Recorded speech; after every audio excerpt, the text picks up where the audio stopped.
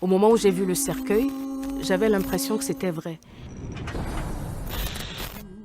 C'est vraiment pour moi un miracle ou disons que c'est un rêve d'enfance qui se réalise parce qu'à la base je voulais bien être médecin ou soit actrice de cinéma. J'étais pas désignée pour être actrice dans le chant des oubliés.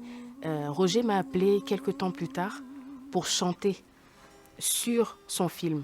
Et arrivé à la répétition, il m'a appelée, on est sorti de la salle et il m'a tendu un script. Il m'a dit d'abord, est-ce que tu aimerais bien jouer dans ce film-là en tant qu'actrice? J'étais très contente, j'ai pas hésité à dire oui. Dis-moi franchement, c'est quoi la popularité si t'arrives même pas à payer ton loyer ou à aider les gens que tu aimes? Je ne peux pas seulement vivre d'applaudissements et de félicitations. C'est Tu aussi comprends? grave que ça. Oui.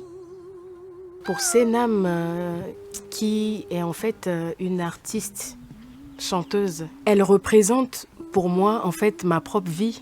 En général, nos droits sont bafoués. Donc ça n'a pas du tout été difficile pour moi d'incarner le rôle de Senam, puisque c'est ce que je vis. Je me rappelle qu'il y avait notre cher patron qui s'est fâché à un moment donné.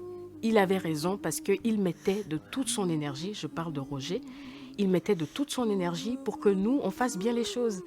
Et en tant que réalisateur, à un moment donné, ça a explosé.